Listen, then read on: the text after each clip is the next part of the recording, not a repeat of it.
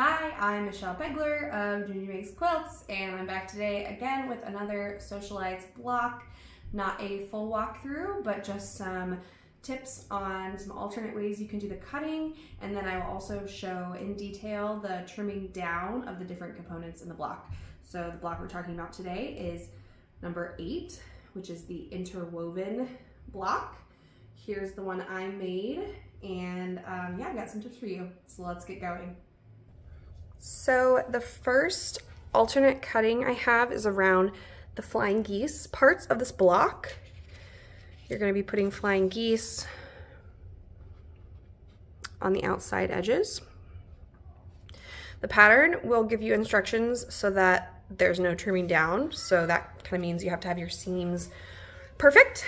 I usually like to trim down that type of block when I can, so I have the alternate cutting here if you're interested for each size. So these are the size squares you would cut and the size rectangles you'd cut for each size block. So you can take a screenshot of that if you want, and I will show you how I trim those down to be perfect here in a little bit. The other tip I have for you around cutting is for the, let's see, on here they're called pieces E, H, K, and N. Essentially, the pattern will have you cut squares.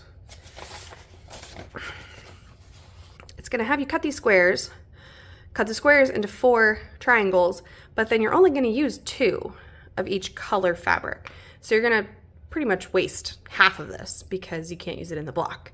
I didn't want to do that, and I knew that, for instance, if you have a square that you've cut into 4 triangles and you're only going to use 2 of them, those actually could be cut from a different size square, like this. So I am going to just cut a smaller square and cut it in diagonal one time and use both pieces. So it's a little less wasteful, and I'll give you the sizes to cut here in a second, but I will warn you that you would only want to do this if you're using non-directional fabric or fabric that you don't mind going on the bias or going like diagonal to the rest of your block. Because if you can imagine, you know, let's say you're cutting this normal square like the pattern tells you, and you've got grain going this way, something like that. Right? Well, if you do it the way they say, you're going to have the grain going here. But if you do it the way I say, you're going to see that it's going to put it on the bias. So it's going to be running kind of diagonal to the normal cut of the fabric. So I was fine with that because I'm using all non-directional prints for all 4 of my colors. And so for me, I went ahead and did the smaller square method. And here's the sizes you would want to cut for each block size. For those pieces E, H, K, N, you would want these instead. So it saves you a little bit on fabric. For instance, the 9-inch block would tell you to cut a 3 3/4 square. And again, you're going to waste half of that. Whereas for me, I was able to cut a 2 3/4 square instead.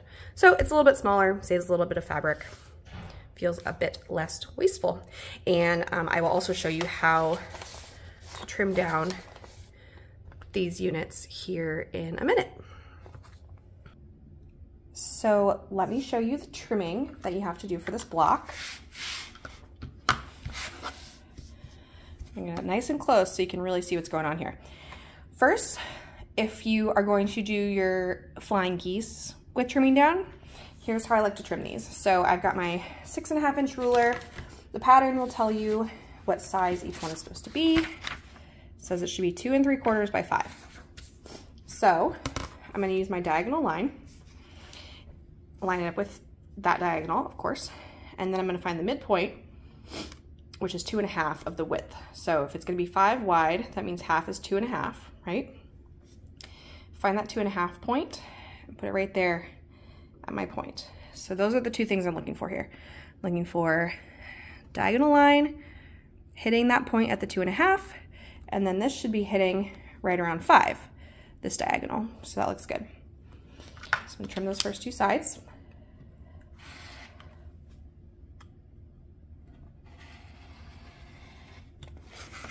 And then we're gonna flip it around. And then again, 5, 2 3/4. And then as a good double check, once you get it here, you're gonna see the points going off to the corners, and then you're gonna keep that 1/4 inch seam allowance here at the top. So that's gonna be perfect.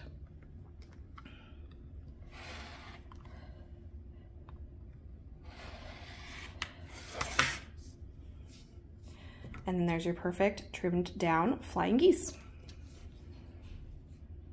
Now we're gonna trim down these squares that are gonna be in the middle of the interwoven star block.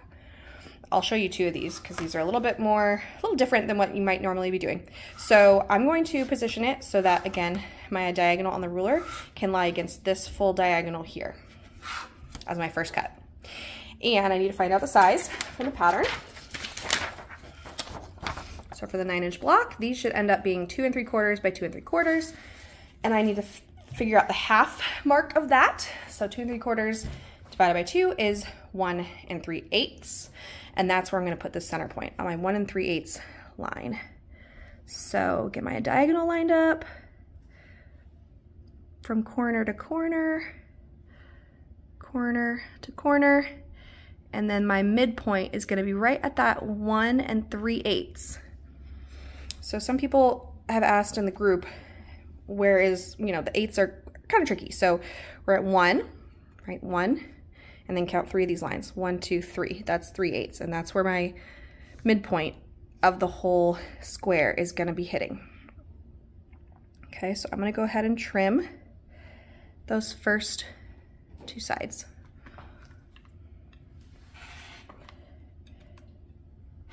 And that's the trickiest cut, because then to cut the other 2 sides, I just need to know that it's gonna be 2 3/4 square, because that way I'm just trimming a normal square at this point. So I'm gonna line up my 2 3/4, 2 3/4, 2 3/4, and you can see my diagonal still lines up great.